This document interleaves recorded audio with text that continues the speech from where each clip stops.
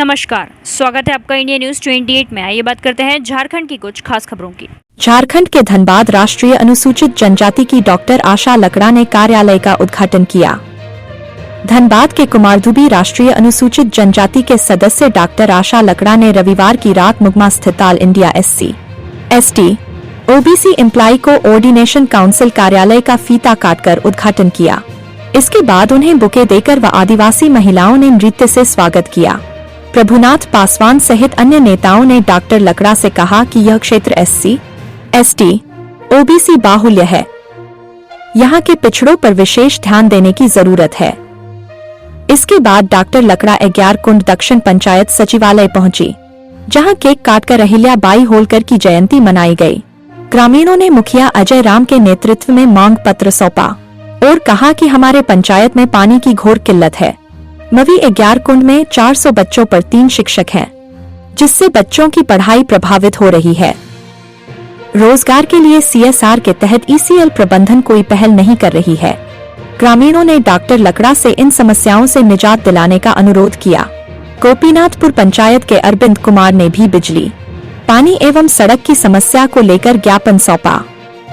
निरसा संवाददाता लोकनाथ प्रसाद की रिपोर्ट।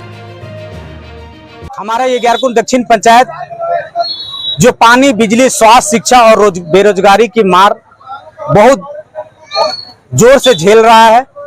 हमारे गांव के लोग पीने का पानी, नहाने के पानी, कोई जरूरत का ऐसा जीव जंतु को पीने का पानी एकदम से हमारे पंचायत का एक समस्या बनकर के रह गया है।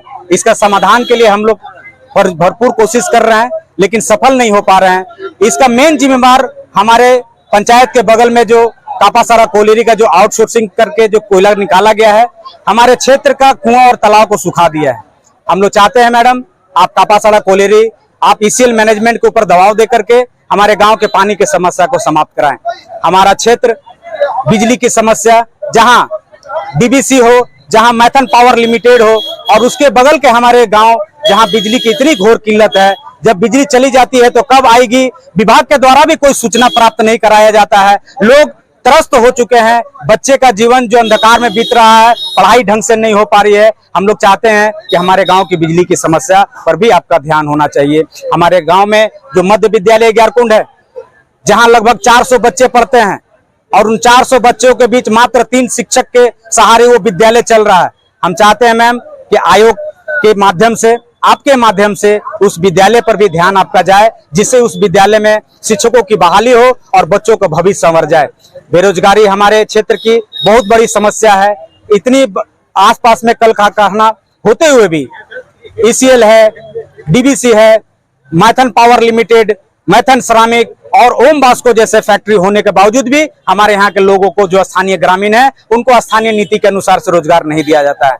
हम लोग चाहते हैं कि SC ST बहुल क्षेत्र है और यहाँ के लोगों को इस रोजगार के मुद्दे को, इनको सही रोजगार दिलाया जाए, जिससे यहाँ की आर्थिक मजबूती हो, जिससे लोग का दिनचर्या सुधरे। अनुसूचित जनजाति आयोग भारत सरकार के द्वारा बड़ा कार्यक्रम हम करने जा रहे हैं। इसमें जिस तरह से आयोग का गठन भारतीय संविधान का अनुच्छेद 338 का के अंतर्गत किया गया है, उसी तरह से OBC आयोग का गठन 338 खा के द्वारा किया गया, SC आयोग का गठन 338 के द्वारा किया गया। ये तीनों आयोग को भी अलग अलग किए हैं, लेकिन हमारा जो भाग 5 है उसके तहत राज्य भर में, देश भर में और अलग अलग जगह पर हम आम पब्लिक के साथ जो ग्रीवांसेस होते हैं, उनका समस्याएं होते हैं, उनको सुनते हैं और आयोग का जो विचार है उनको हम लेकर के चलते हैं। जिस तरह से उनका संरक्षण और सुरक्षण की बात करते हैं, उनका प्रोटेक्शन और सेफगार्ड की बात करते हैं, उनका योजना प्रक्रिया में भाग लेने की बात करते हैं। कितना कोई भी विकास योजना रहती है, उन सब विकास योजना में इनका सही समय पर सब कुछ मिल रहा है या नहीं, उस पर सलाह भी देते हैं और मार्गदर्शन भी करते हैं। और समय समय पर किसी तरह का भी एट्रोसिटी होता है, चाहे वो गाँव का किसान हो या एक गरीब व्यक्ति जो कहीं लेबर काम करता हो, या कोई ऐसा व्यक्ति जो कहीं ना कहीं सर्विस में है, ऐसे सभी लोगों का न्याय का काम आयोग करती है। उनका ग्रीवांसेस को सुनती है, न्याय करती है और उनको हक दिलाने का काम करती है। इसी निमित्त आज हम यहाँ आए और विशेषकर अभी आज जो चिरकुंडा में यह कार्यक्रम किया जा रहा है 11 कुंड में, तो यह कार्यक्रम अपने महारानी अहिल्याबाई होलकर, जिनका 300 साल पूरा हो गया है, उनके जन्म जयंती के शुभ अवसर पर पूरी जनता आज खड़ी है। मैं उनके साथ आज रूबरू होंगी कि किस तरह से अहिल्याबाई होलकर ने एक छोटे समय में अपने 7 साल 5 साल की उम्र में एक ख्याति प्राप्त किए और अपने शासन में, अपना सुशासन में और समाज को उत्थान करने में अपनी महती भूमिका निभाए हैं।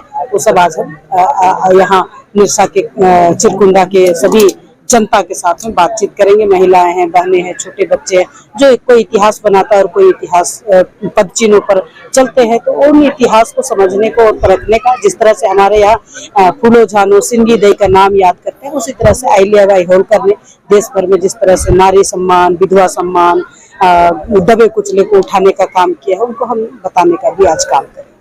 मैडम, आप जिस पंचायत में आए हैं, आदिवासी बहुल क्षेत्र है पूरा, यहाँ बिजली की समस्या है, पानी की समस्या है, यहाँ समस्या ही समस्या है। झारखंड राज्य में 25 साल हो गए, फिर भी अभी ये आदिवासी दबे कुचले गए। देखिए, आयोग का काम है, जहाँ भी कोई समस्याएं होती है उनका समाधान के लिए आती है, और इसका एक परिणाम मैं बताऊं, आज इस पंचायत में गए, आपके माध्यम से जो समस्या मुझे मिल गई है, परसों मैंने 27 तारीख को पूरे धनबाद डिस्ट्रिक्ट का रिव्यू मीटिंग हमने रखा है।